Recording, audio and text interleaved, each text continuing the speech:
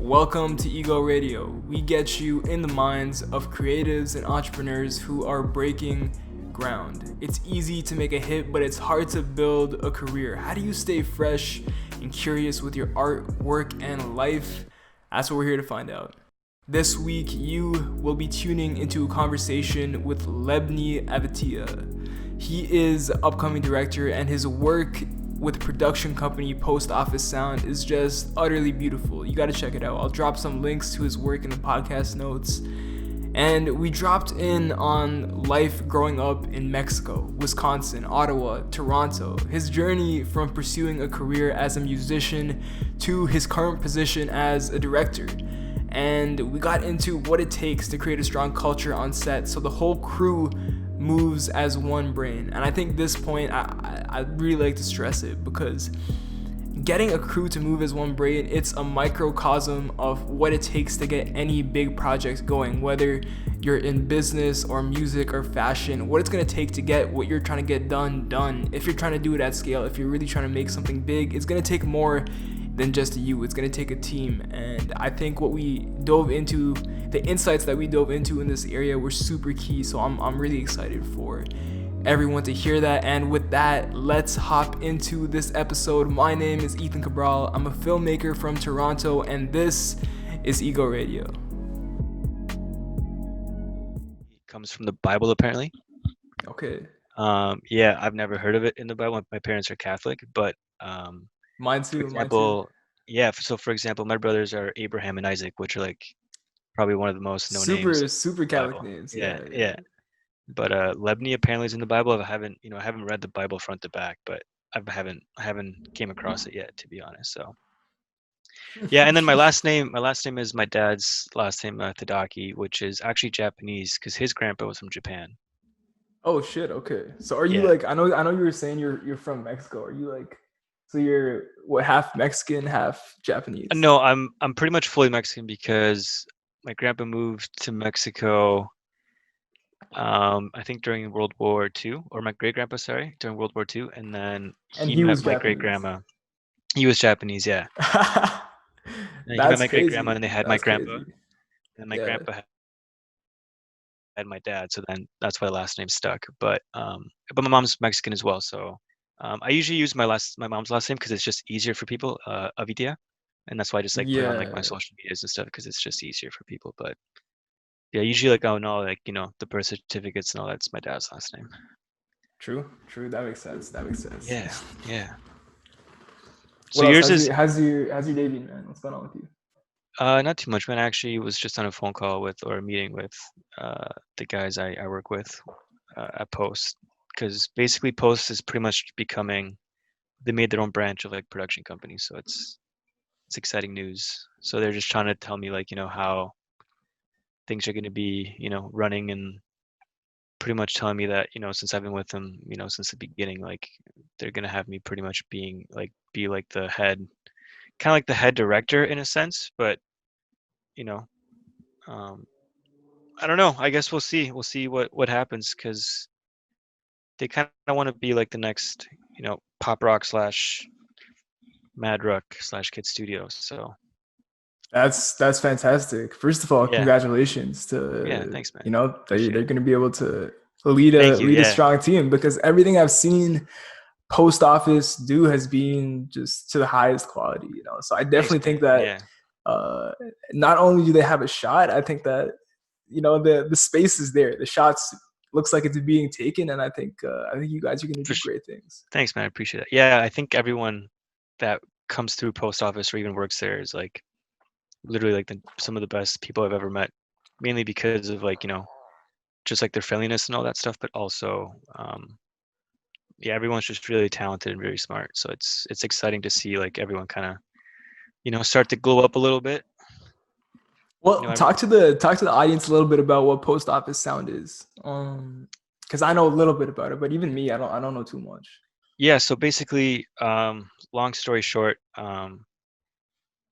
Chris is the guy who owns Post Office. He's the one that runs it, and I think from what I know, I could be also wrong because I'm not uh, Post Office isn't mine. But Chris, from what I know, was an audio engineer as well growing up.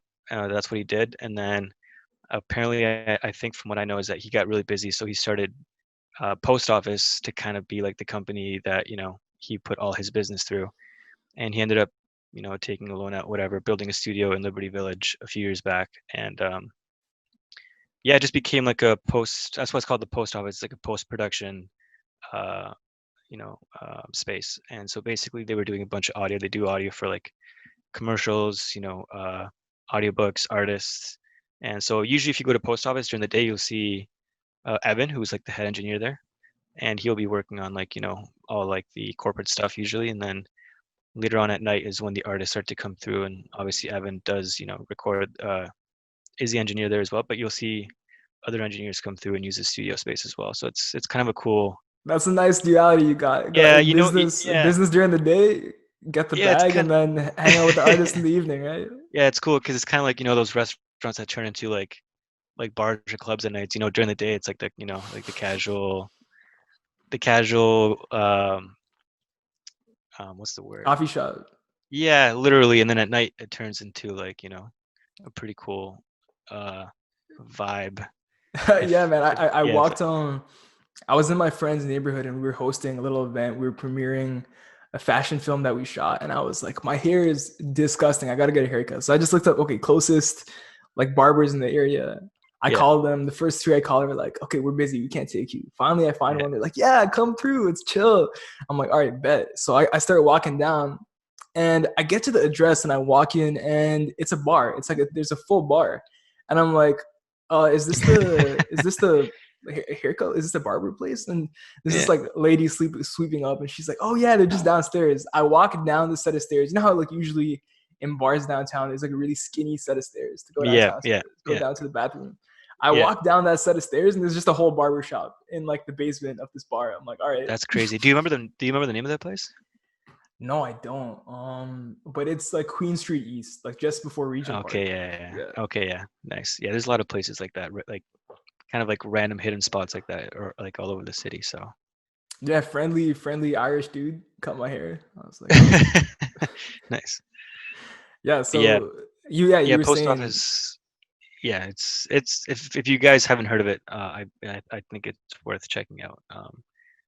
I think Chris is really smart because the way he got his name out there too. I mean, he already knew a lot of people in the industry, but he had big artists coming through. He would just be like, hey, like, my doors are open if you guys ever need a space. So like, I know one of the big first artists that came through was like Chance the Rapper and stuff like that when he was touring. And then, but yeah, like every now and then, even when I'm there working, I get to meet some cool people. Like I've met some rappers because they come in to record some stuff, and then I've met like Boy Wonder and stuff like that because they did podcasts there, and I've seen Sean Leon there every now and then too because of podcasts. So it's a cool it's a it's a good cool little space where, space. strong creative minds are coming through, creating Yeah, stuff. yeah, And exactly. Yeah, and it's a cool little space. They're actually moving. I'm pretty sure.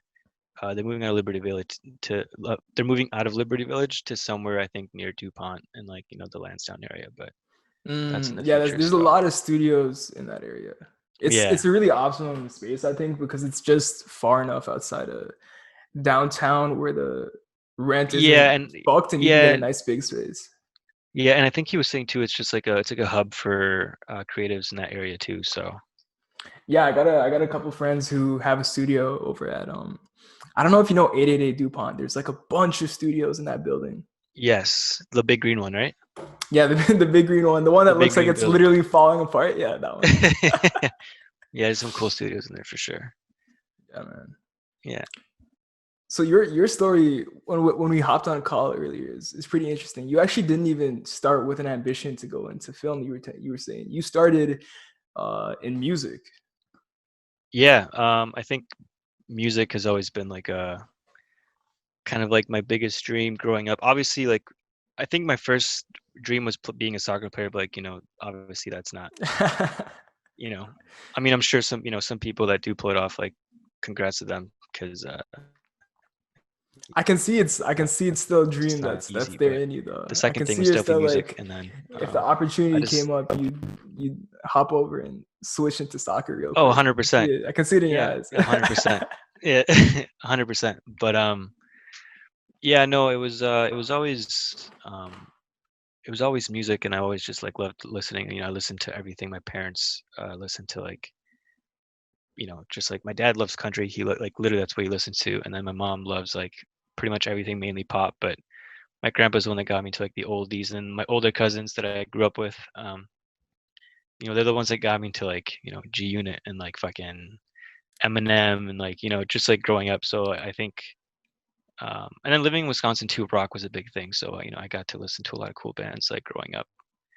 Living, I had a few where was friends. that you said you were living?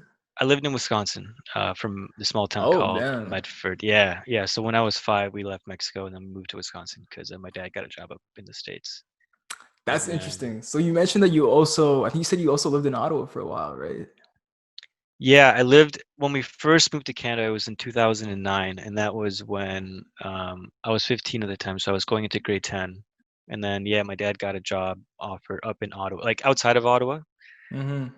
because he's a vet, so he works with like cows and stuff like that. But so it was like outside the city, but it was maybe like 3 minutes out. And yeah, I moved there in 2009, and I graduated high school from there, and then actually went to university in Mexico for a year, and then dropped out, came back, and then decided to move to Toronto to just kind of pursue the dream. And here I am. Even though it's not music, I'm actually really happy that I think things do happen for a reason, in my opinion. So Yeah, I I think I it's couldn't be it's happier with where I am. really, yeah, no, no, no, 100%. Because I think you set out on a path. Like you have an idea, but you don't know what it is that your specialty is really going to be until you try it. Exactly, 100%. It's just like trial and error. Like you can like do mental, you can sit down and do some mental masturbation all day and be like, yeah, I'd be sick of this, I'd be sick of that. But like when you Yeah, sit down and actually do it, it's a whole different story. for sure. When And you're I have a lot actually of fucking, it's different. 100%. And I have a Yeah. few friends too who are like they had their whole path planned out since they were a Mm-hmm. little kid, and when it didn't work out the way they thought it would, like it's like for them, like their whole world kind of like crashed in on them. And it's kind of like I think that's when when they would reach out to me for help, I'd be like, hey, like I think moving for me from like Mexico to the States to like different towns to coming to Canada and stuff, I think Going that back to Mexico, coming back to yeah, Canada. literally it was just kind of like a mind opener of being like, things change. And so I think it helped me embrace new opportunities and stuff like that. So Yeah, yeah. Like one of the things I've learned through meditation is kind of the habit of like non-attachment, like not yeah, be getting too attached to any particular scenario or feeling, because the one thing that is guaranteed is that the one thing that is static, which is ironic, is that nothing is static.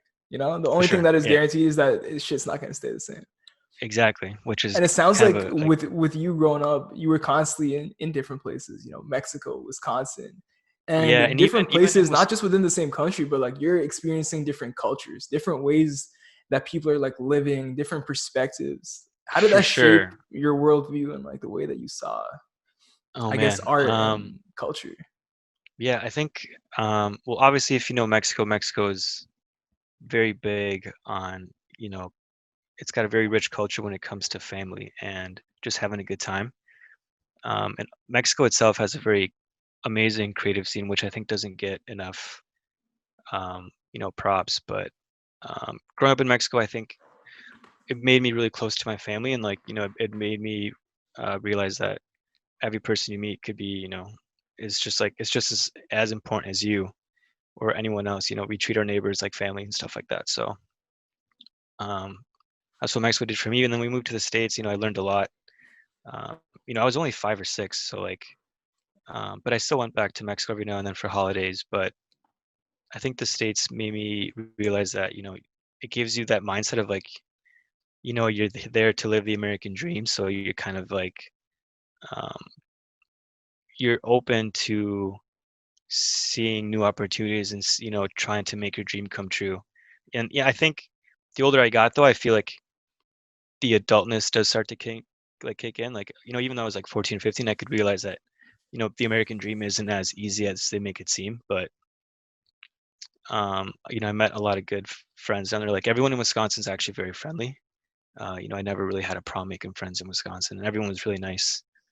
Um, and I Yeah, like still have small friends town that I vibes, talk right? to. Yeah, yeah, exactly. And I still have a few like handful of close friends that I still talk to every now and then.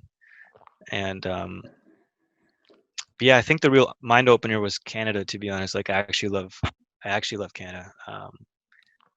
After a few years, this was like the first country where I actually felt like at.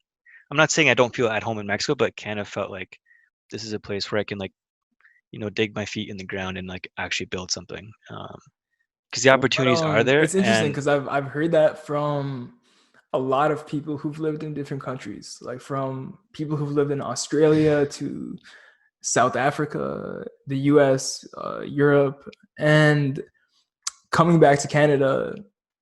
Yeah, I've heard that over and over again. Like, there's something unique and special about yeah, what was that to you that really I like think made you feel? I guess it's like a safety thing, right? Like you feel safe and comfortable. yeah, you feel safe. Like you don't have to be looking over your shoulder all the time, like you do, like in other countries. But I think at the same time, it's just like I think I think no matter where you live, it's up to you to decide what you do with your life. So I think Canada, no matter where you live, it doesn't really matter what, you're like the only thing, like you're the only roadblock to your dreams, in my opinion. So like, but Canada is kind of like, it kind of gives you like that head start where like, even like, for example, for creatives, like I think in the States, you can't even get grants for creatives and stuff like that. So just the fact that the government backs creatives like that is pretty impressive. And it also just like, for example, like when I saw my parents get their paperwork within a few years, because we lived in the States for 10 years and never got a hint of paperwork, like which was, I think, in my opinion, ridiculous. But within a few years, we worked in Canada. My parents worked their ass off, and then to see them, be able to take steps to move on, like to that next stage of your life, it's kind of like an eye opener to see, you know, it just kind of like hit me like, okay, this is a place where like you can actually do something and something will come of it, if that makes sense. Yeah, yeah, Um, definitely, definitely. and so many people from different countries live in, even in Ottawa, there's so many people from different countries, like especially like when I moved to Toronto, I was like, wow, like there's so many different cultures, so many people from different backgrounds, and then to see so many people just uh work their ass off and like seeing people succeed and like achieving their dreams is kind of like, it's kind of okay if they can do it, why can't I? Yeah, So yeah. There definitely is that element of like people coming from. It seems like what was sold as the American dream was actually the Canadian dream in a Canadian way, dream, right? yeah, you know what? Yeah, I mean, I hope my American friends don't hate me, but I think that's true, to be honest. But yeah, I think when I first moved to Toronto, actually, I worked in the restaurant industry, and I worked in the Distillery District. I worked at a Mexican restaurant called El Catrin, and I met some really cool people there. And I think the one that really, really hit me was like when I saw like, okay, anybody can make it if you put the hard work in. Was someone that worked there who was actually a friend of mine back then. His name is Mina Masood, who ended up being the Aladdin of, like the new live action Aladdin. So he worked there as well. And to see him, he would come into the restaurant, he would do his job great. Like everyone knew that he was a hard worker. And then you'd see him Yeah, when he's yeah. not at the restaurant, you'd see him work his ass off. He'd go to like Fly to LA, work. He went to school in Toronto for acting and stuff. And to see him kind of you know, just like work, and I think with a little bit of luck and stuff, like he ended up getting that role. And just I think I was only 19 or 20 when that happened. uh When they were he, shooting the movie and he left to I go think, yeah, no, I think I was a little older. I play think I the was maybe role. 21, 22, but I think I was still kind of like in that process of like, working in the restaurant industry and just like trying to figure out my life of like, how am I going to make this happen? And then to see him, you know put in the work, and then to see his dreams come true, it was kind of like, okay, like if this guy who I was working with last week or a couple months back did it, why can't I? So Yeah. So yeah, what was that process like for you from going from working in the restaurant industry to taking steps to like and like one thing that I'm so curious about is when did you realize, because at that point when you were working in the restaurant you were probably still pursuing music, right?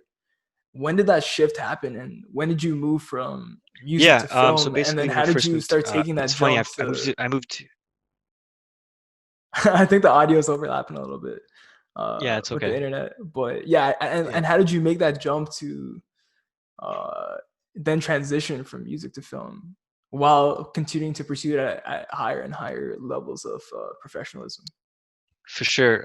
So basically, when I was working, like I said, when I was working in the restaurant industry, I met some really cool people, and I actually got my job like the second day I moved to Toronto because I lived by the distillery district, and I walked into El Catrine, and I noticed there's like literally Mexican music playing, and I walked in. I'm like, oh, it's a cool spot. And Yeah, then yeah. I asked if the manager was working, and they're like, yeah, he came up, and I'm like, are you guys hiring? And then he's like, what do you do? And I'm like, I'll do anything. And he's like, sure, you want to come in tomorrow? And like literally just like got the job like that. And I've never That's worked in the fantastic. restaurant industry. That's like a little movie scene right there, you know? Literally, Walk yeah. into Mexican guy walks into the restaurant. I'll do anything. I'll make it I'll do happen, man. yeah, yeah. And so they put me behind the bar, but Yeah, yeah. yeah, I met some cool people there. So I met one of my best friends who his name is Mike, who's a chef as well, and he's actually Hmm. a manager at one of the restaurants in the distillery. But You he, know, now that I think of it, I think I've actually ate at that restaurant. Does it have the like beautiful neon signs and like just like great decoration? yeah, Kind of like yes, dark yes, and then lighting. it's got the big patio and stuff. Yeah, Yeah, yeah. yeah, that's Yeah, the one. great restaurant, great food. It's good. It was, yeah, yeah, and it's what's even better is the people that work there, to be honest, because I learned a lot from those people. And for example, Mike is one of those guys who he's always out to help people, and he introduced me to his best friend who he grew up with. His name's Riley, who manages artists, and he told me like he works at a studio in Liberty Village, which is like post office, and he connected us. We hung out a few times, and then I came through, and he asked me if I took photos because he was looking for someone to take photographs of an artist that he was managing, who her name's Ren, Ren for short, if you guys have heard of her. But that was actually like maybe a couple months after I literally just picked up a film camera. So I did not know what the fuck I was doing, but I was like, yeah, like I can do it. Even though I was kind of like, I'm not, I wouldn't say fake it to make it. I just wanted, I knew if I like tried and I studied it, I could do it. So I literally said yes. 100%. Yeah, And so I I've spent seen like this a over and week over or again two. with myself and even with the various people I talk to on the podcast and off the podcast. It's like Yeah, it's not necessarily fake it till you make it, but it's like let your nuts hang a little bit and push yourself. 100%. Yeah. Just take the opportunity and like learn from it. And, and yeah. And I think that's I think I got a little lucky with that because of, I wouldn't even say luck. I think I just met the right people at the right time. But Yeah, it's like luck is just like when preparation meets opportunity, right? Like you were yeah, prepared, you had the film camera, you yeah, had that ready to go.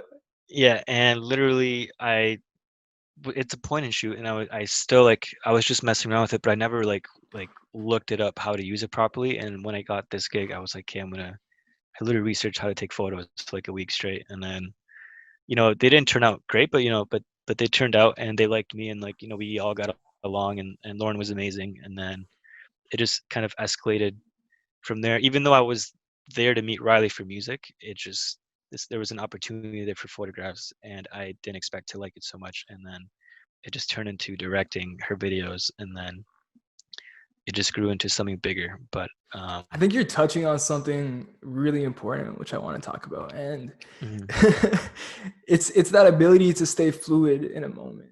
Which mhm, I think if I look at the story that you just told me about your life, it has nothing to do with your skills as a photographer or your skills as a musician or your professionalism. It has a yeah, lot more to do with uh, the energy that you brought to that day, to that shoot, and for sure, to meeting Ren and the guys from post office and getting to yeah, know them, right? Because even though the product didn't turn out great, yeah. the energy that you brought and the genuineness that you brought that day was what enabled you to pursue these great opportunities.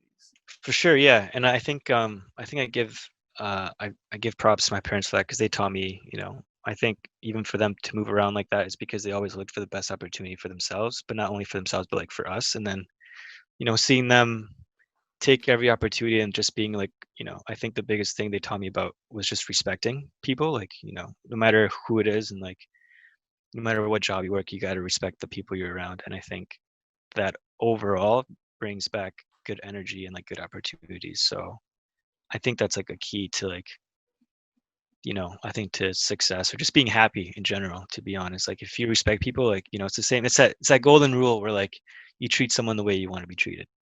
Yeah, yeah, 100. I think it's just about bringing the energy that you want to Yeah, exactly. receive, exuding that same energy. exactly, yeah. And I think that's what, and I didn't feel like I was the only one that brought the energy. Like, when I met Chris and Riley, like they brought that energy too. So it was good to find people that, you know, are like-minded. Because, I And so think in Chris and Riley Toronto, are the people behind post office.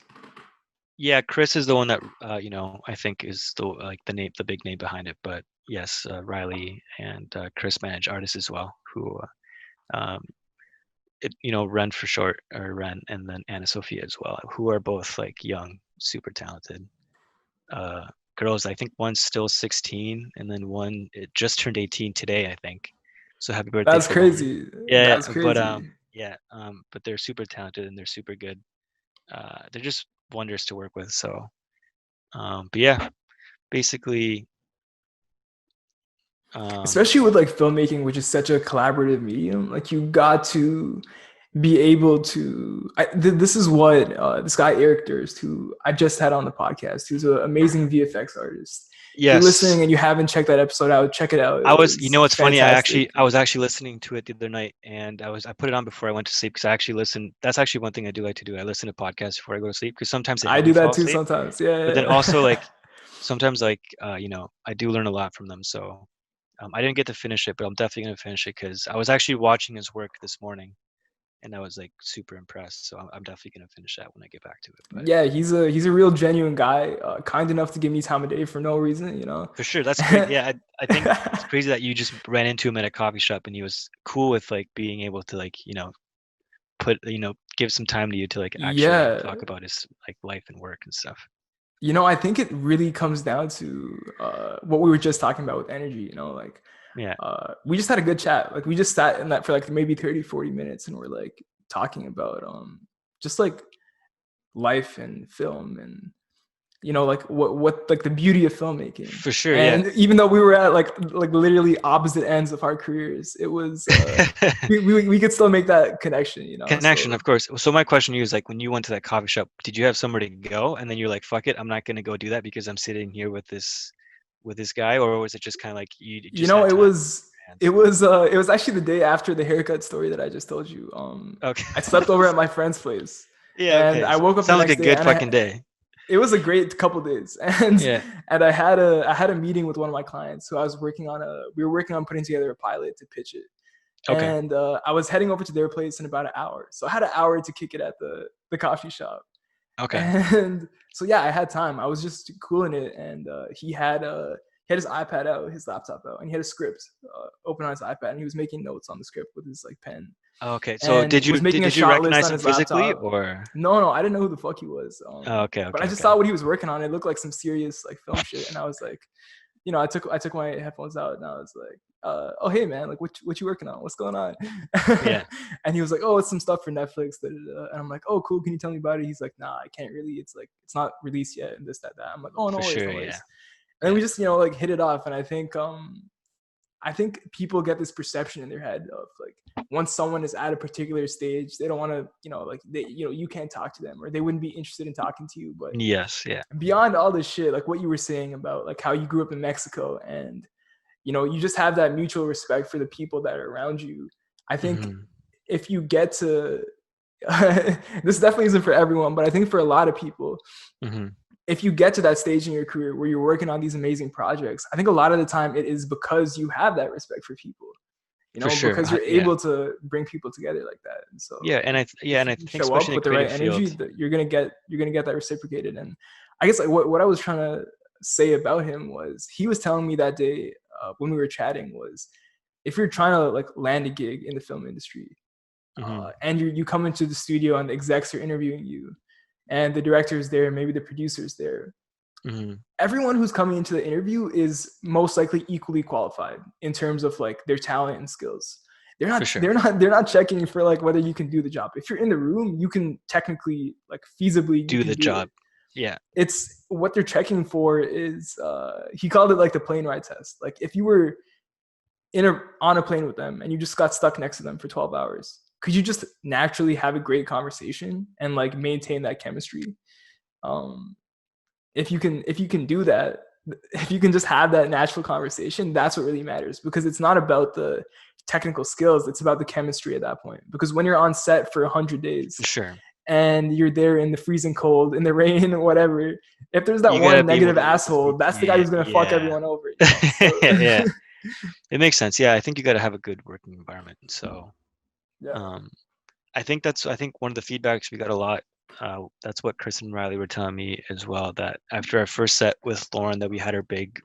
We did 2 videos before that, literally with like money out of her pockets. It was like small budgets, like 1,000, 1,500 bucks. We did 2 videos, and then when she got signed, our first big music video for her that we did was IDC. I don't care, and that's when we had a That full a was full that was a crew. beautiful video, man. I was checking it out Thank you. a couple of Yeah, weeks thank ago, you. and yeah, fantastic. I appreciate it. Shout out to also Iris and Pat who helped me um, kind of put it together too. We went also to a coffee shop and we went over some ideas, so they helped me creatively as well.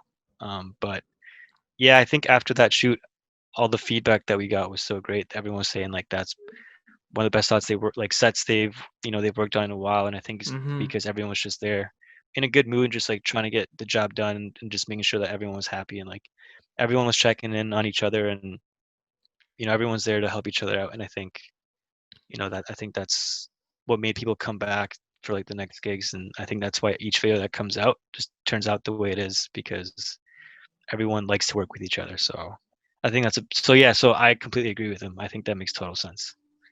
Yeah, with filmmaking, I think it's a team sport, right? It's like an ad Yeah, hoc team sport where all the players change, not yeah. all, but like a lot of the players change each time, and Hmm. you got to come together. You got to come together For and sure. make it happen. Yeah, yeah, One and I think brain, 12 brains, but one page. You know, everyone has to be operating on the same wavelength. for sure. Yeah, and I think that's what I like about also Gabe is the producer that we work with, and he's the one that brought on the crew that he likes to work with, and then he let for example, he let the DP, for example, Dennis Krishnan, he let him choose his crew, and then so obviously everyone's kind of choosing who they like to work with, and then at the end of the day, I think that's why everyone enjoyed working on our sets so much. So Yeah, and I think, yeah, Dennis and Pat, shout out both of them because I've seen them both do some like amazing work. Pat's personally helped me out on a couple of shoots, and nice. Oh, wait, Pat both who? people with Pat Asinas. Oh, yes, yes. I just know Yeah, like 20 yeah. Pat, so I just wasn't sure. True, true. Yeah. Pat Asinas, Dennis Yeah, Grisham, shout out both of those guys. They're doing yeah, fantastic work. for sure. Yeah, Pat is. It's funny because I met Pat at a concert. It was a show for my friend Mahmood, and he came up to me and he was just like, he asked me like, oh, like, you love me? I'm like, yeah. And then he's like, yeah, like I love, he's like, I love your work, like, like, da da da. And it's funny because I actually worked with his older brother at the restaurant that I was just telling you about, and I didn't know, but he looked familiar to me, and now I know why. But at the time, I was like, okay, cool, yeah, thanks, man, I appreciate it. And then when I got to Yeah, know Pat yeah. more and I got to see his work, I'm like a fan of his work.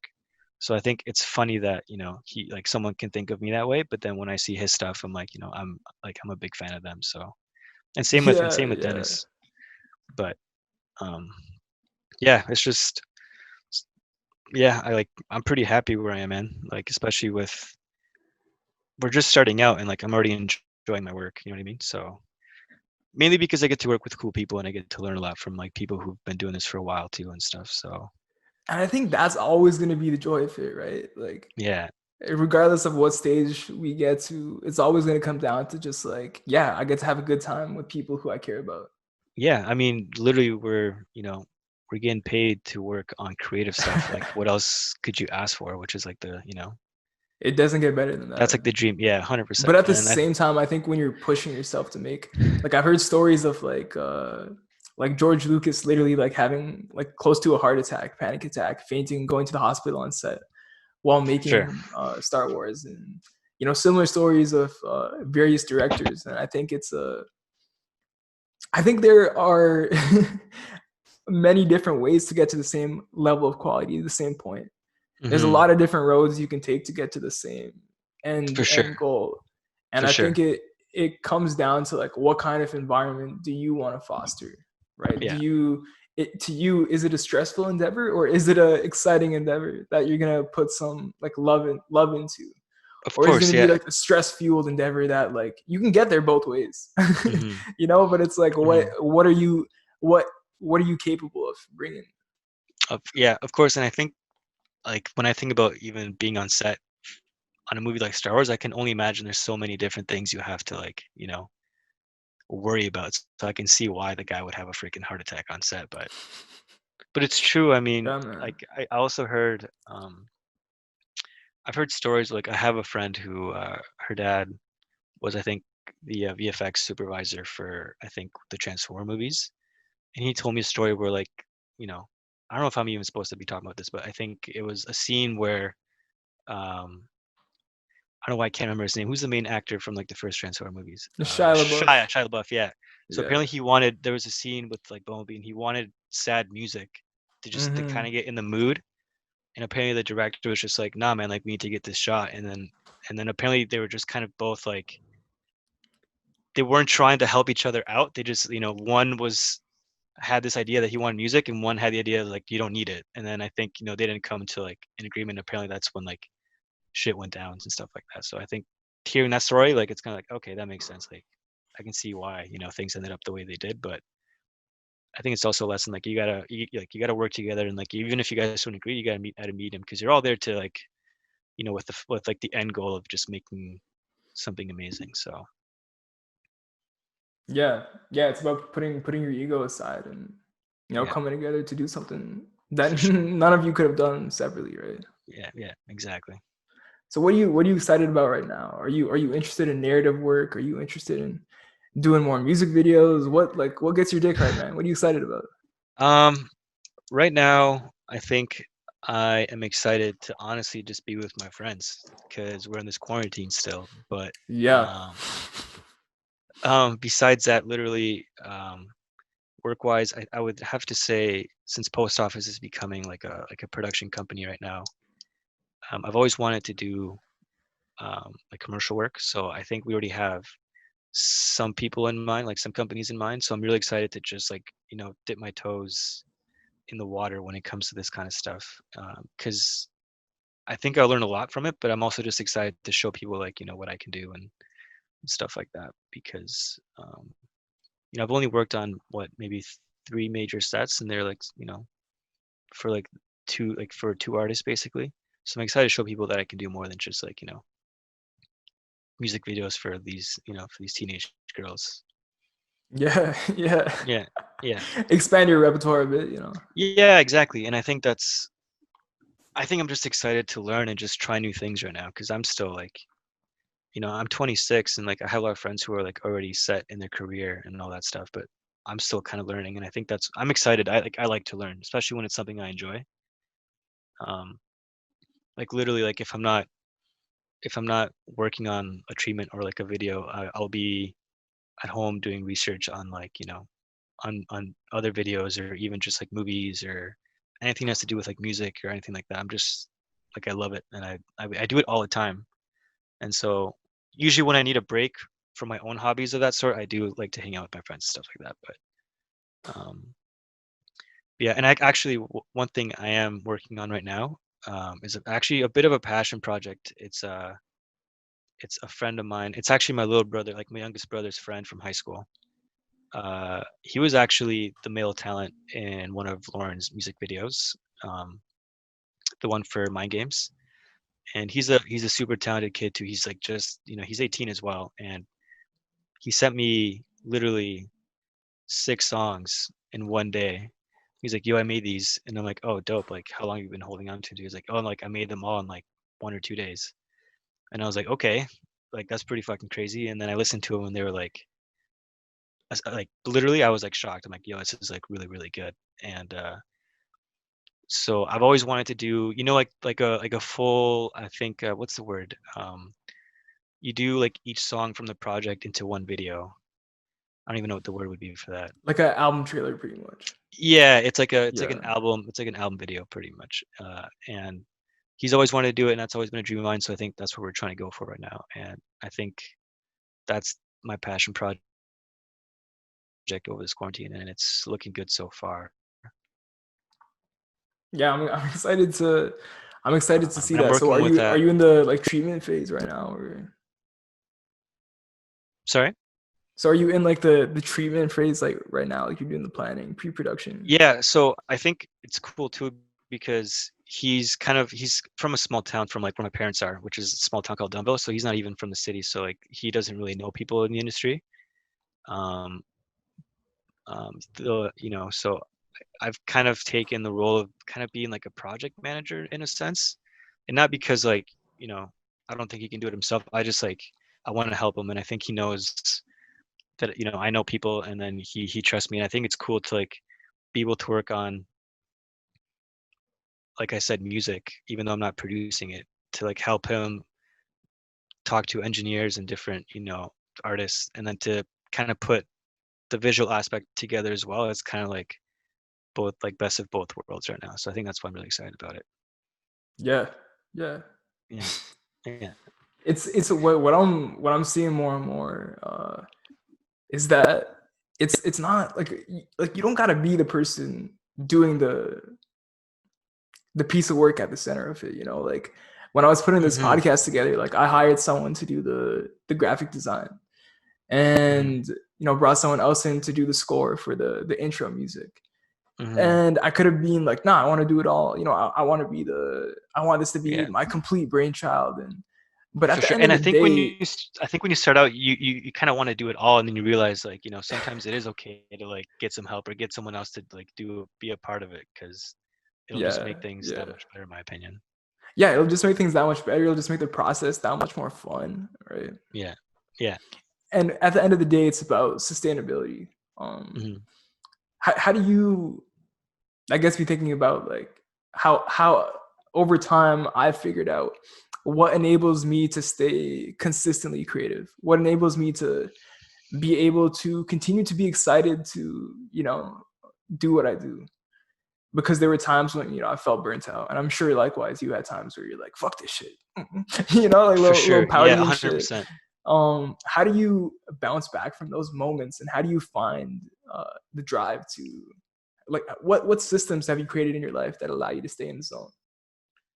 Um, I think, oh, that's a tough question. I think what I have learned, I think a skill that I have learned is just keeping organized, and not in a sense like just work. I think just life, like, just make sure you give yourself time to relax and like enjoy the small things in life, because your brain does need a break. Like I feel like my brain kind of like doesn't stop working. Like sometimes I'll be with friends or like with family, and they'll say something, and then like I won't even like listen because I'm like literally in my head just thinking like uh, of like what I'm working on at the moment. But Yeah, yeah, I've started to learn that I write down my schedule physically, because I find if I put it on my phone, I forget about it or I don't see it. So I actually, like, even right now I have like a notepad, because I carry it around with me, because I feel like if I write things down and I'm like, hey, like today, like at 5 p.m. I'm gonna stop. I'm gonna not touch the computer, and I'm just gonna like enjoy my day. So I feel like that's finding time to just like step back from like work, and even just kind of like enjoying right now, I think is like uh, a key process. Even like, for example, for some of the treatments that I did for Lauren, I had ideas and I was working literally nonstop to the point where I was like, fuck this, I don't even want to do this video anymore. And then I took a step back, and then I think on the TTC, when I like, I was like on my way to work or something, or to the post office, I was just listening to like, I was just enjoying like my casual, like, whatever else I listened to. And out of nowhere, like an idea sparked, like for like I Drive Me Mad. It was, I think I was on the GO train and I was listening to like, I think some sort, I don't know, I was probably listening to hip hop or something. And I had an idea just pop in my mind. And that's literally, I wrote it down, and like literally I spent days working on treatment. And then in like 1 hour, I put it all together when it just like popped into my head. So I think giving yourself that like break is sometimes very important. So yeah. I think that's super important. I think that's super yeah, important. Being able yeah, to, the way that I started to look at it is, you know the yin and yang symbol. There's the yes, black and there's the white, and there's the yeah, black dot inside the white and the white dot inside the black. It's like hmm, you got to be able to go into play mode. You don't give a fuck about working. Work shouldn't even be a thought in your head, but it's still hmm, there in your sense of being. Like you are still an artist at the end of the day. That is still your vocation. So that's like for the sure. black dot and the white, right? And then when you're in the black, you're in the work. Don't take it Hmm. too seriously. Play around with it a little bit, but For have sure. time Yeah. where you can be in both zones, because it's really easy to get lost in one or the other, right? Yeah. No, I completely agree. And I think it's good to like, I think that's also why I enjoy my job so much, is because I get to, even though I do like uh, writing these treatments for like, these artists, I do still like to like step back and like on my drives, I'll listen to country music, I'll listen to something else, and it might just inspire something completely different from, from the actual song that I'm working on. And I think that's why even when I like to work with like different creatives and stuff like that, I like to work with people that sometimes aren't even the same. I think even have like the same visual aesthetic.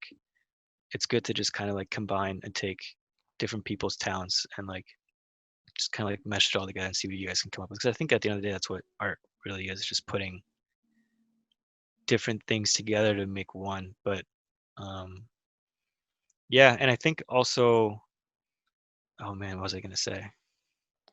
Lost my train of thought. No worries, no worries. Um, What the way that I'm seeing creativity right now is that it's coming less and less from, I guess, like, I feel like I can take less and less credit for it, because just like you were describing, like that TTC ride where you had an idea pop into your head, and like it's not like you were sitting down concentrating and you were like, boom, okay, this is the yeah, treatment, this is what we're doing, and it just like, yeah, like it wasn't. You could even say in a way it wasn't you who made it.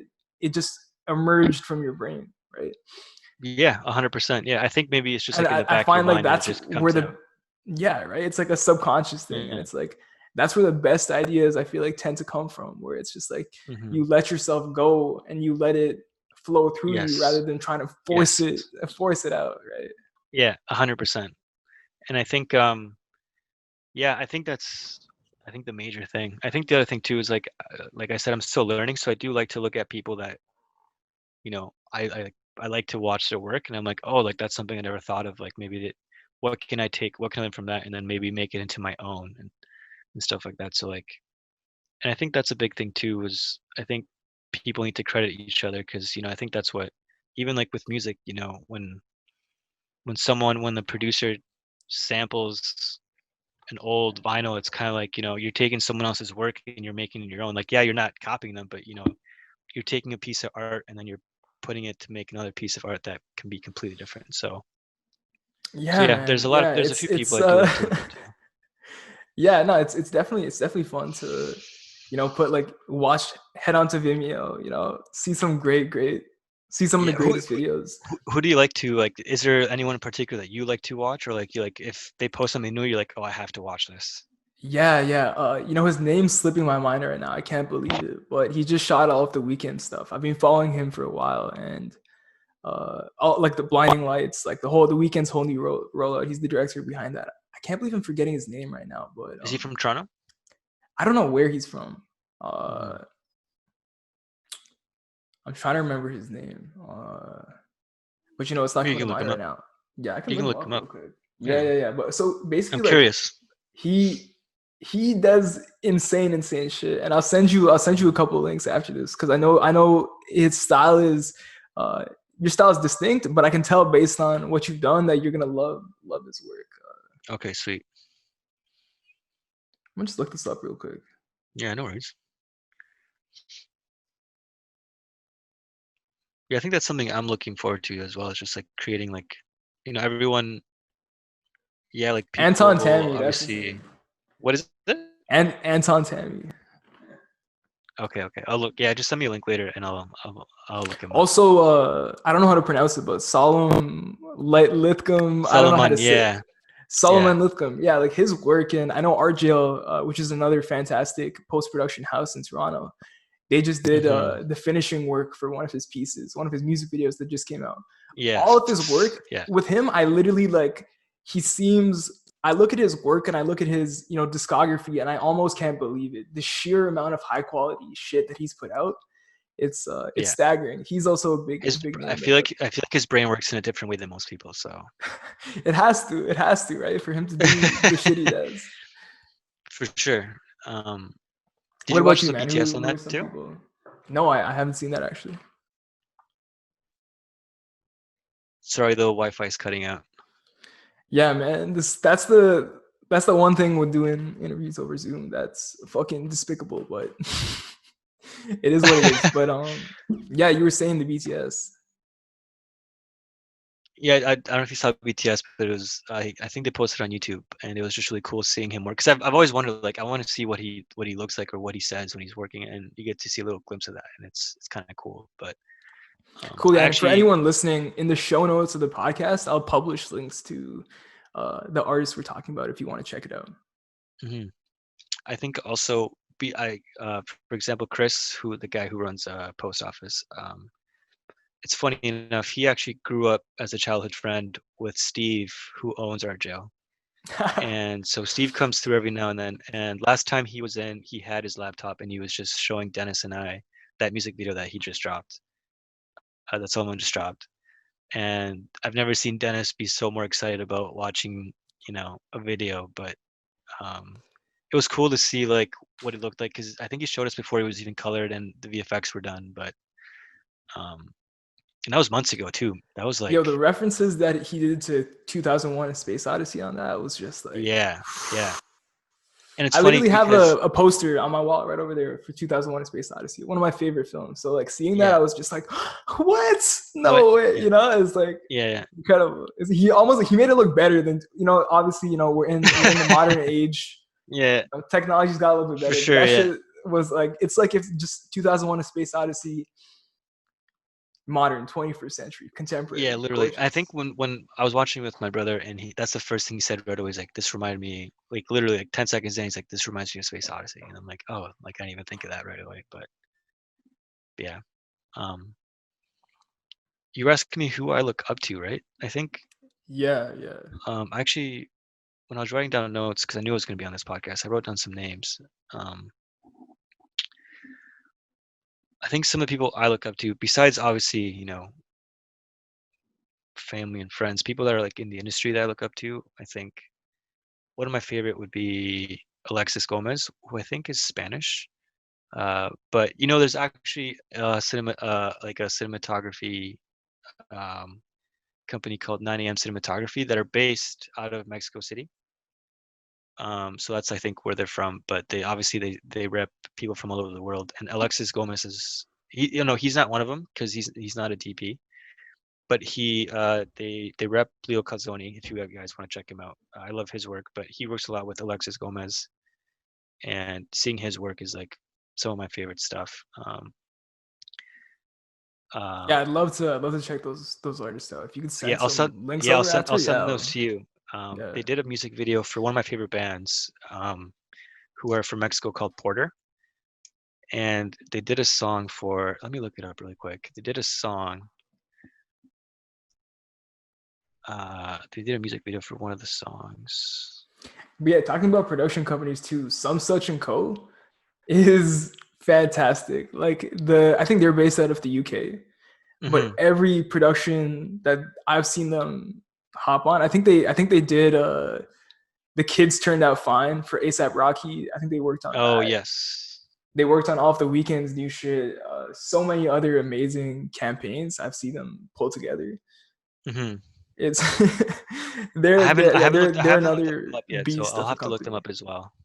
Yeah, check them out, man. Their Yes. Instagram is fantastic too. And another thing that's really interesting is that like I guess like when I've been taking filmmaking seriously for about a year or so now. Hmm. And when I first got into it, I kind of assumed that like, okay, you gotta have this like big following on Instagram, you gotta be doing this and that, you gotta Hmm. be popping. And like I look at the people behind my favorite videos now who are a part of these really, really fantastic teams. And they're super low key. And what I've come to realize is it has nothing to do with how much clout you have, and it has everything to For do sure. with what are your actual talents? What are you actually bringing to the table? Because Yeah. the people who are legit, they're not spending time building up their Instagram. They're spending No, they're time not. pushing Yeah, pushing the boundaries of what is possible with film.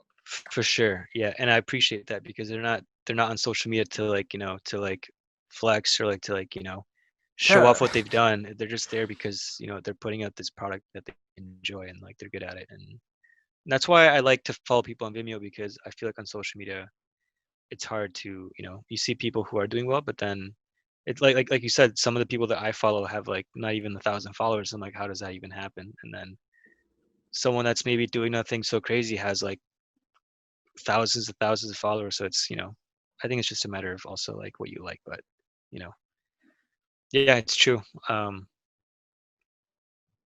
Yeah, I think the song I was telling you about is called Para allá, which is in Spanish for like towards there or over there, and it's by Porter, and it was Alexis Gomez and Leo Calzoni who directed and DP'd that, and it's one of my favorite videos because it shows Mexico in like a really cool light.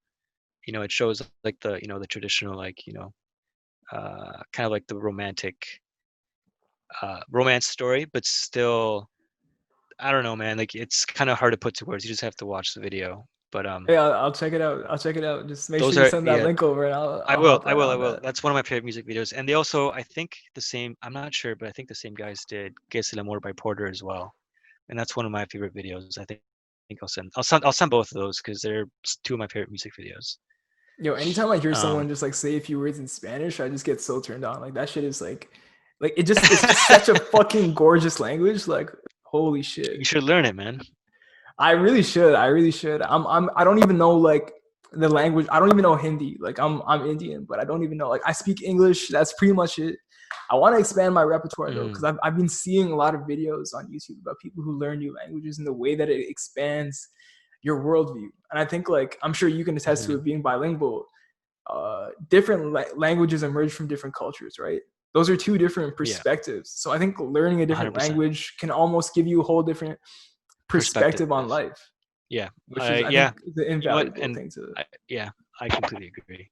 Um, it's funny because when I think of comedy in English, it's good, but then when I think of the culture when it comes to comedy in Spanish, it's just like next level for some reason.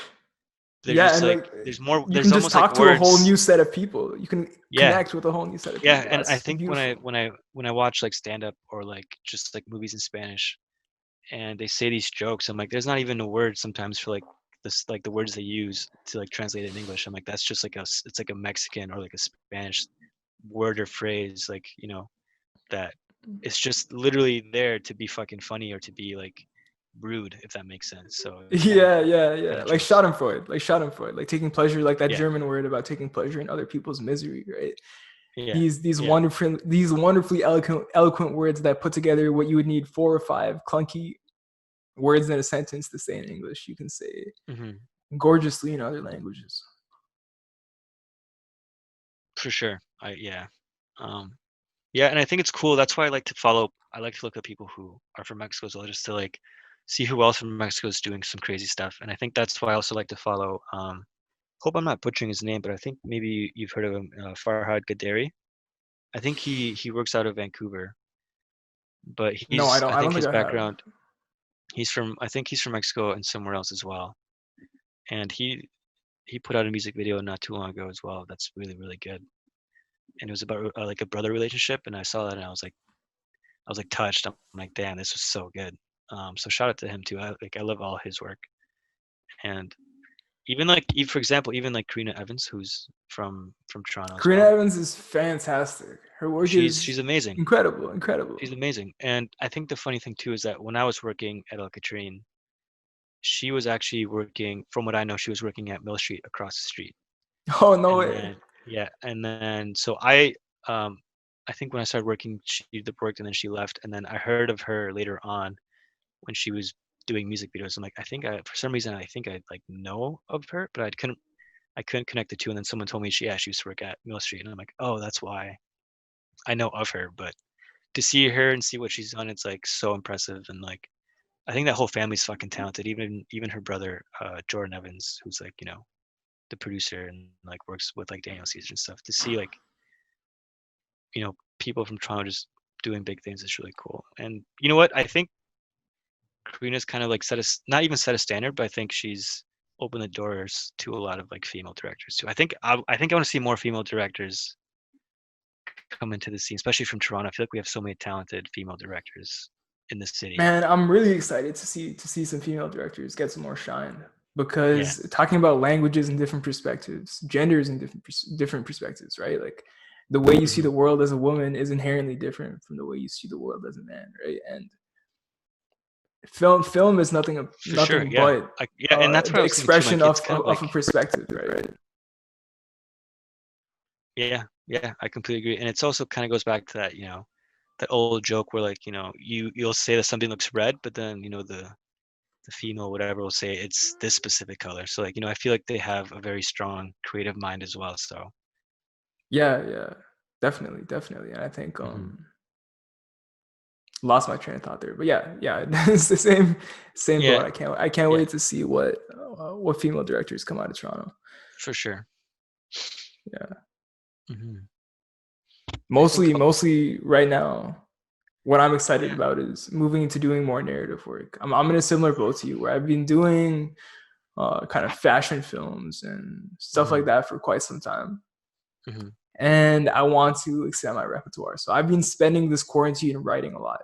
I've just Okay, good. been trying to write 1-2 pages a day, and it's been going pretty well. It's been going pretty well. I've fallen off the Hmm. last couple of days, which I'm quite Which upset at is okay. myself No, it's with, but okay, that's man. okay. You know, Yeah. I'll get right back on the horse. Yeah. um, and yeah, it's been fun. I've written maybe 3, 4, 5 shorts. Just I haven't finished them, but just ideas, ideating. Okay, sweet. And I had one in production that was set to go. I had the crew, I had the assistant director, I had the Hmm. DOP, the first AC, fucking the casting was Yeah. done, and then coronavirus hit, so that's been delayed. And Oh, I'm just yes, you were really telling me excited about to go this. into yeah, I'm just really excited to go into narrative work and For bring that sure. to life. So, But yeah, well, you were gonna ask me something. What was that? yeah, so why, like, is there a reason why you wanted to do like narrative now? Like, were you just tired of doing fashion stuff, or is it just more like you just want to try something new, or? Yeah, I'd say it's all of the above. Going back to, and I wanted to mention this and talking about influences. The person who really Mhm, got me into filmmaking, it wasn't movies. I never watched the movie, and I was like, "Oh wow, this is amazing! This is what I want to do." It really was this YouTuber, Casey Neistat, and he had a background in mhm, film before he ever got onto mhm. YouTube, and then he started doing Okay. vlogs. But I kind of stopped following him around that time. The body of work that he made that really influenced me was a set of short films that he put out and a few advertisements. Mhm. And these were shot on point and shoots and like Canon DSLRs. Nothing crazy, Crazy. like no crazy Mhm, gear. But mhm, he was doing commercials for Mercedes Benz. He was doing commercials for Nike and making these really amazing short films that were kind of documentary based, where he was the main character mm, and just kind of sharing his perspective on life. And while the shots were framed really nicely, ultimately, like it wasn't shot on any crazy camera. It didn't have any crazy like lighting setups or movement. mhm, The foundation was the story, mhm, and that's what really got me hooked. Just really getting hooked in the story, getting hooked in his perspective, how he saw the world. mhm, That blew my mind. And I was like, this is it, filmmaking, being able to give this feeling to other people. That's what I want to be able to do. mhm. So I started experimenting. And I think when you start out by emulating, copying the people that you like. So I For used to sure. Yeah, 100%. cut similar to how he used to cut his videos. Mhm, And then I moved off and I started getting into fashion films and a whole bunch of different stuff. But looking back to my roots, what really got me interested in film, it was the story aspect. It was, let me tell a story that makes you feel, that changes your view on the world, that lets you see a little mhm. bit more beauty than you saw before. For sure. And I really want to be able to take what I see in my brain and put it onto paper, bring that out into a film. I can appreciate that. Yeah, I like that. I think that's also why we're part of like, as a as directors or creatives, I think we wanna, or maybe not for everyone, but I know in my mindset, like, and like what you said, like you want to make a little bit of difference in the world, at least a little, you want to change, like you said, that guy kind of changed your life a little bit. So I think that's our goal too, is to like maybe impact some people that we don't even know in a positive way, that is. Yeah, yeah, definitely. Did you always see it like that? Because I'd say it's only in the past like year or so that I started seeing filmmaking like that, where I really understood the potential that it has to impact the way that people see the world and the way that people act in the world. And at Um, first for me it was just like, oh, this shit's cool as fuck. I'm gonna go record some. yeah, I guess like maybe I think I think growing up, I always wanted to like make. I don't want to sound cheesy, but like just kind of like make the world a better place. I think we're all put on this earth to kind of make it better, or just to like improve someone else's. Like even if it's just one person, if you can make their life better, I think that goes a long way. And like I think when you do pass off, I think you want to be remembered. Not only because of like how cool you were, but just like what you were able to do and how you were able to like change people in a positive way. Because I think that's how people get remembered the most. But Yeah, yeah, definitely. for I think for example, I think me, for yeah, sorry, go ahead, go ahead. no, no, so for example, I think the first before we even started doing Ren stuff, I think my brother and I, we've always done videos for fun. Like even growing up, we'd grab my mom's camera and just like fuck around and then put it into the Wii because the Wii had a system where it would like reverse it and we'd see how it turned out. And then, just like we would just experiment. But I think when we saw, we got older and we saw our friends from Ottawa who were putting up music and we were seeing how they were paying people so much money in the videos. I'm not trying to bash on people's work, but I think it could be, when there's a certain standard to like that they're putting out musically and then visually, it's kind of like it doesn't take it to the next level. I was like, I think it'd be cool to help friends take their talent and just kind of take it to the next level visually. So I think that's when we took, Abraham and I split on a GH5, and literally we went and I got my buddy Simon, who shout out to him. He's like most genuine dude ever. He's a DP as well, but he's the one that helped me out shoot my first music video. And then I think we were all there to just kind of like just take someone's like like a friend's song and just take it to the next level for them visually, just to help them out. And I think that's so maybe in like at the root of it, yeah, but also we were just having fun and we thought it was cool too. So Yeah, similar story for me. Like growing up, just messing around with the camera, taking my yeah. dad's T3i and realizing that it has a video function and I could start shooting shit. And that's kind of where it started. And then I'd say a big shifting point was also when I read Joseph Campbell's book, The Power of the Myth. I was like, wow, okay, there I is a haven't read that. huge. I highly recommend it. I think you'd love it. And Hmm. that's when I realized that there's this huge onus, this huge responsibility in the hands of people who are telling stories in culture, Hmm. Hmm. And he kind of points this out, and I kind of realized that in the past, you look at where people went to consume stories, and it was organized religion. People would Hmm. gather in church, in the synagogue, in the temple, and a priest would orate a story, and that would give people a perspective on life. Hmm. And so they could go from there and do good in the world. For And it sure, would yeah, also give people a sense of community religion. You'd come and you of gather course, in the same place with the same people every so often. of course, yeah, And then it also gave you that spiritual connection, like that connection to feeling like you're in touch with something higher than yourself. 100%, And yeah, I'm sure we've both had experiences where you're watching a movie, you're watching something, and you completely forget all about the rest of your life, for sure. You're uh, so into and it you're that just immersed in what you're in the story that you're watching. That you do hmm. feel connected to the story. You feel connected to the people around you, to something Hmm. bigger than yourself, which I think is it's a it might be mild, but it definitely is a spiritual experience, and I think that varies based on how hard something hits you. 100%. And I'm kind of seeing that there are these three components. There are these three components of perspective, community, and spirituality that go into any great content, right? Whether it be a book, a movie.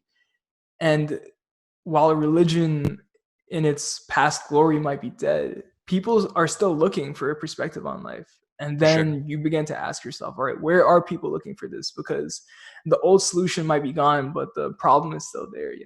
Hmm. So, Hmm. and it's to culture, it's to people like Kanye, it's to blockbuster movies. People look Hmm. to culture, people gather together in online communities now, Especially to, nowadays, yeah, right? yeah. And in the same way people used to gather in church. People, Kanye Hmm. fans gather together, and they'll chat about Kanye and like about art and all that. And the same way we're getting together right now because we're both like art lovers and directors and Hmm. filmmakers. We're coming together to create a little community around the culture of filmmaking, the same way people Mhm. might get together and talk about, I don't know, fucking the Bible. I don't know. I don't know what people used to do, but Yeah, that it was a central role in life, right?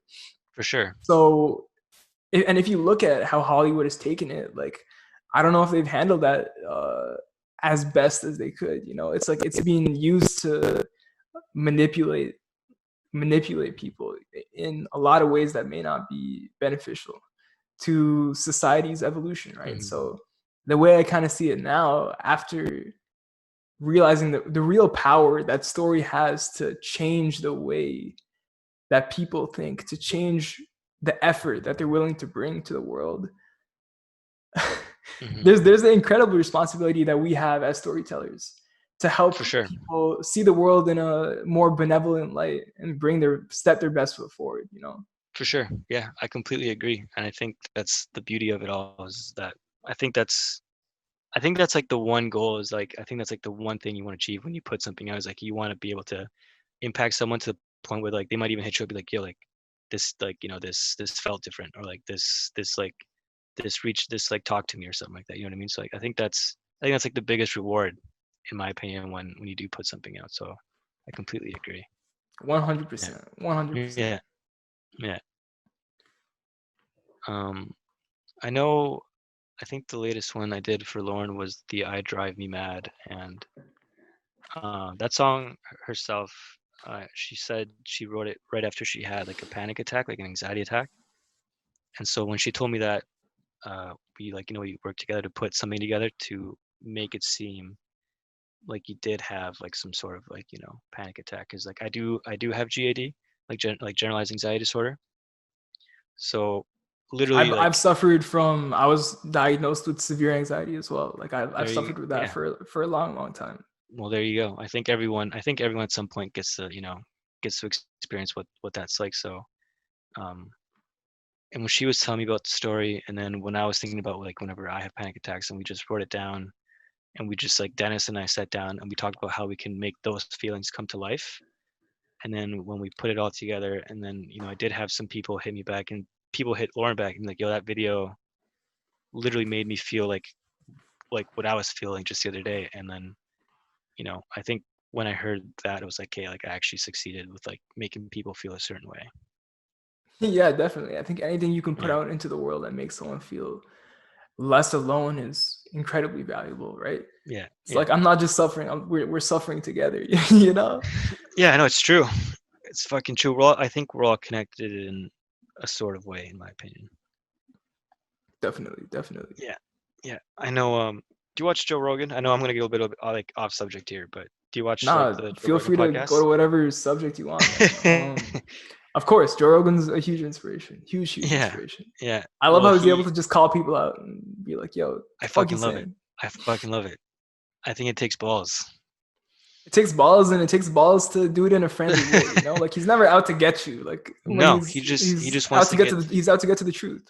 yeah, he wants to get to the root of like the issue or like of the theory or something like that. So I think it's cool that I think it's cool to see him do that. But he was talking to, I can't remember who he's talking to, but they were talking about how um if you do believe, either if you do believe in the Bible or not, or like whatever, I think at the end of the day we all do come, like as humans we all do come from like a certain species, so we do come from somewhere at a certain point. So they were talking about just like the energy of like if if it is true how we all just came from like a like literally an explosion of energy, technically we all are rooted back to like a certain molecule, like in a sense, like for us to like be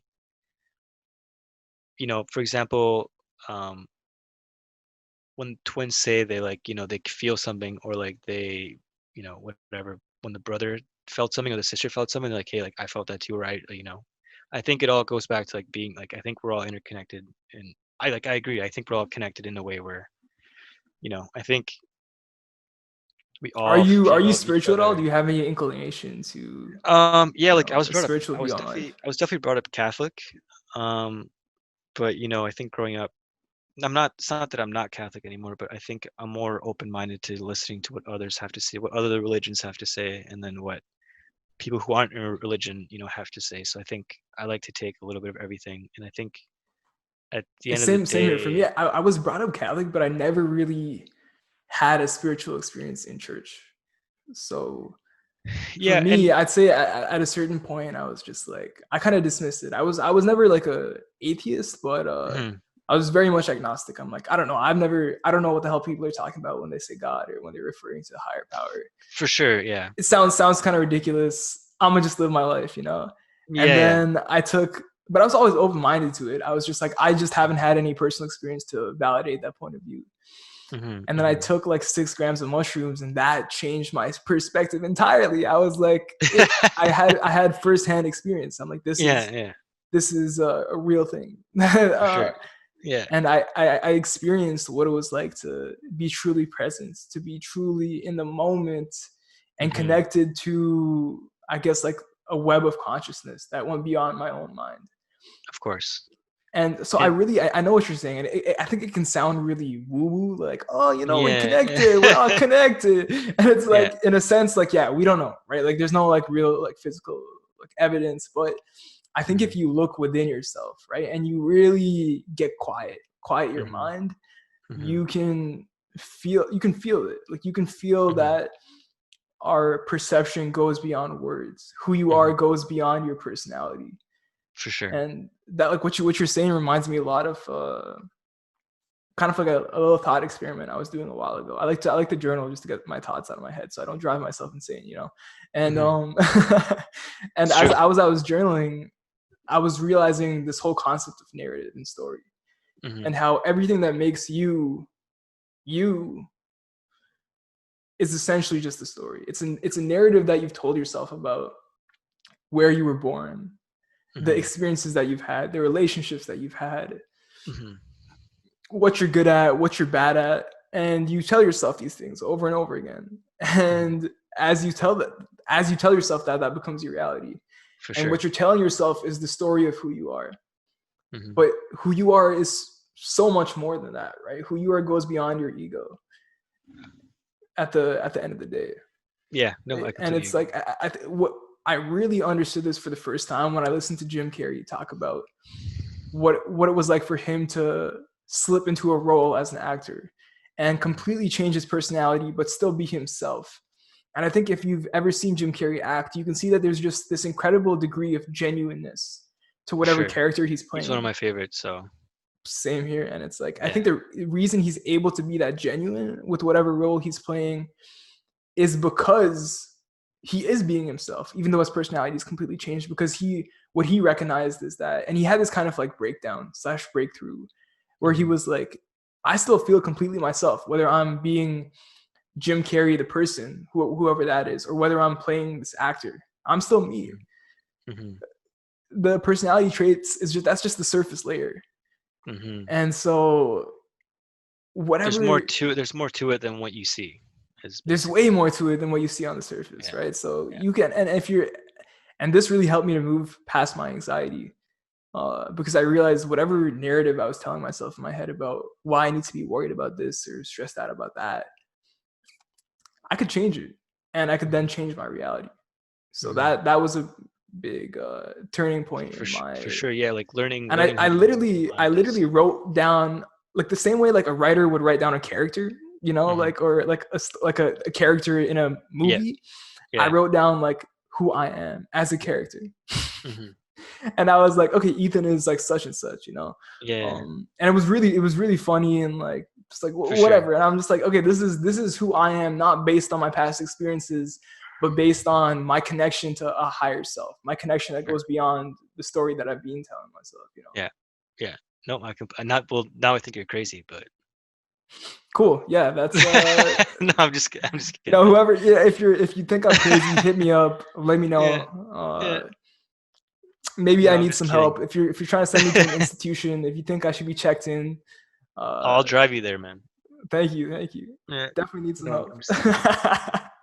I think the moment I realized when I think where it kind of hit me that there's something more was again, long story short, was I had an uncle who lived in Hawaii, and um he had a stroke, and then he fell and he hit his head, And then so basically his partner didn't find him till I think like the end of the day. So he had like severe brain damage when they found him. But like by that I'm time, so so he was in a sorry. coma. No, it's all good.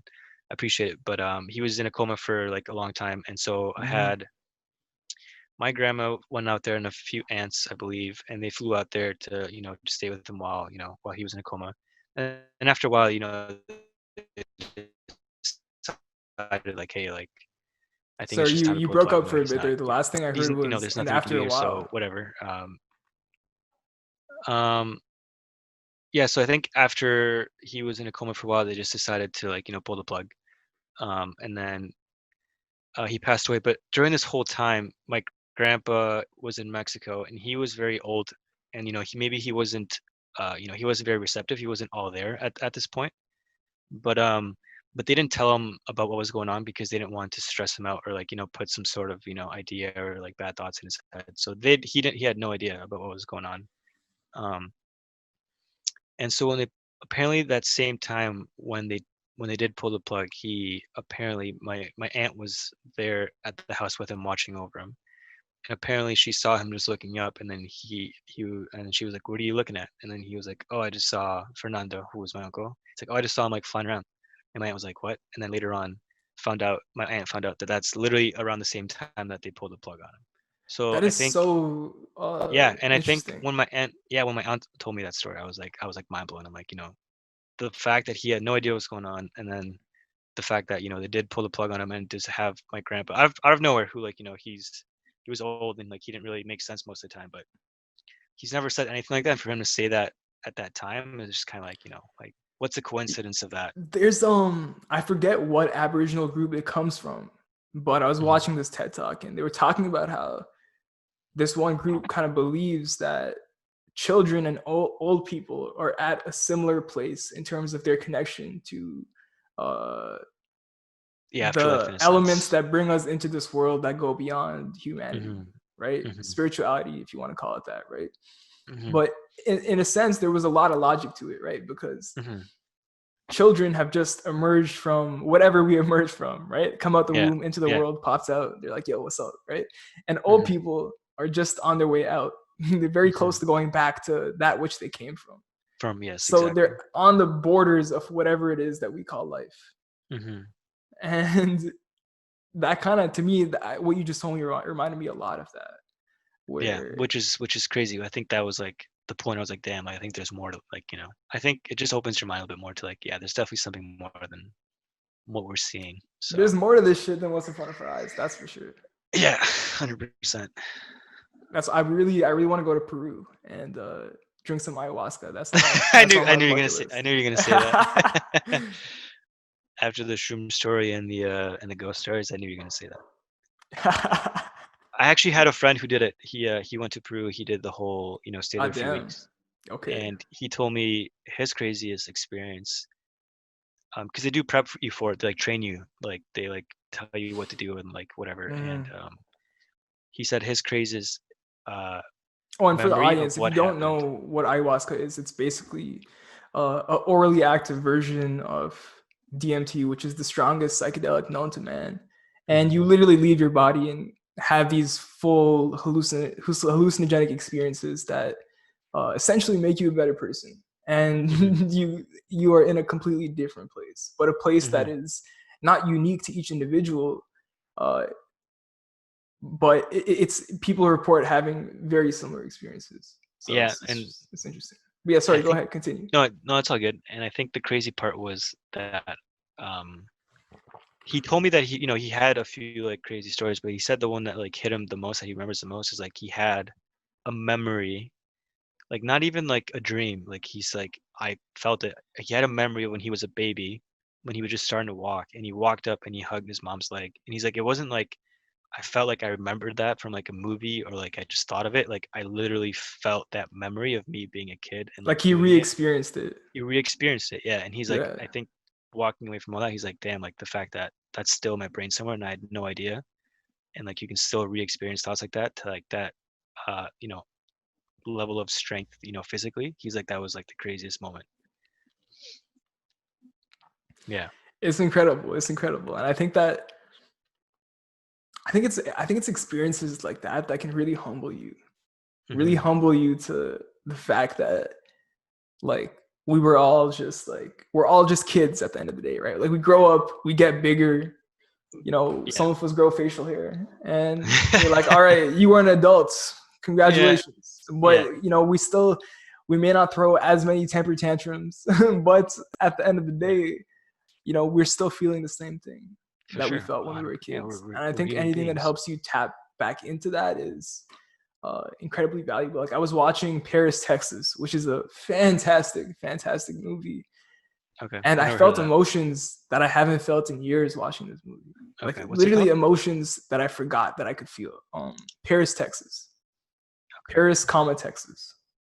cool. And it's really interesting because the director behind this movie, he's actually a German guy who had visited Texas a few times, and he was like, you know what, I want to come back and like make a movie.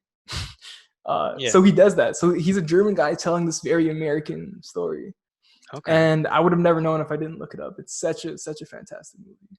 Okay, sweet. So is that like an older movie or is that like newer? It's older, yeah, it's older. Okay, I'm And definitely I gonna look don't that up. know exactly what specifically brought me back to it, but there's this father-son dynamic going on throughout the whole movie, Okay, and I so think so that might what? have been what kind of brought me back to that. But Yes. it was a very childlike feeling of like viewing the world with this innocence and opportunity and potential that like I'm Mm-hmm. still young. I'm 19. It's not like I've seen like I'm not Mm-hmm. like a You're only 19. yeah, yeah. You seem so But mature for 19, man. I was definitely not doing this shit when I was 19. thank you, man. Thank you. I'm just trying. I'm just trying to do the best I can. Like I know what I No, it's want, good. and I'm trying to get to it. Yeah, no, it's good. Good for you. Thank you, thank you. Yeah. Yeah, So so this, so it was really really interesting. okay, cool. I'll definitely have to look that up. Yeah, I think kids especially, yeah. I think that's why they say they don't have a filter because they're still at that stage where they speak their mind and like they're not tinted with like what the world is telling them to think or learn or to say, right? So Definitely, definitely. yeah, yeah. Cool. I think that's been a wonderful, wonderful talk. We can wrap it up there, man. Thank you for taking the time. I know this has been so I just want to tell a little story for the audience. So like this is like the fourth or fifth time that we've like decided on a time and we're like, all right, we're gonna record the podcast on this day. The first time my adapter broke because I have a USB-C Mac, so you need an adapter to fucking plug in a mic or anything. Second Yeah. time his internet was down. Then I think your internet was down again. Then they were Yeah, literally taking down the wires outside your house, like fully unplugged the internet yeah, to your whole so neighborhood. yeah, well, I'm at my parents right now, and they're out like Yeah, literally in the boondocks, like next to the lake, and literally the internet tower is across the street because yeah, yeah, they had to install one out there because people wanted internet out here, and so they installed one right outside. And yeah, yeah, so yeah. the first time they came through, fixed the wires like on our house because something was wrong, and then the second time something on that tower happened. So literally they were there for like 2 days straight trying to fix it, and then yeah, it's But fucking we made crazy. it But happen. We made it uh, happen, and I'm glad yeah, I we appreciate it, man. could. I literally like I think I was not expecting to be hit up by someone for you know a podcast. So like I think the fact that you thought of me is amazing. So I really appreciate it, and I'm hoping Hey to work man, with you too, man. keep making great work, and I'm sure Thank you, you'll have many more interviews in your future. thank you, man. Well, I'm sure we'll be end up working on something soon too. So Yo, I'm that would excited for it. be fantastic. Lebni, thank you for making the time coming through. It was a pleasure chatting with you. I felt like I was just kicking back with one of the homies, chatting about, I don't know, this is just the shit that I talk about usually. I'm obsessed with film. I'm obsessed with creativity. Why I started this podcast, But yeah, if you stuck around to the end of the episode, please go ahead, head over to iTunes. Even if you listen to this on Spotify or SoundCloud or YouTube or whatever, please go ahead, check it out on iTunes. Give it a little review. It really helps this podcast get into more people's ears. And yeah, I'd really appreciate that. I think the world would appreciate that. It's just a good thing to do with your time. I couldn't think of anything more productive for you to do, really. And with that, we're just gonna jump in to the credits because there are a few amazing people which make this podcast happen. Firstly, it was edited by Jacob Neme Martinez. Fantastic dude, fantastic musician in his own right, and he's been really instrumental to helping make this happen. So shout out to Jacob. We got Lance Free, who did the music, and he is also a fantastic musician in his own right. He's got a tape dropping this summer, I believe, so keep your eye out, Lance Free. And Matt Bajan, who did all the graphics that you see on our Instagram, the YouTube loop. Also, I got nothing but great things to say about all these artists. They helped make this podcast happen, and they're doing great work on their own, so check them out if you can. That's Matt Bajan with the visuals. So with that, we will see you next week. Thank you for tuning in. I hope you enjoyed it. You better have enjoyed it, shit.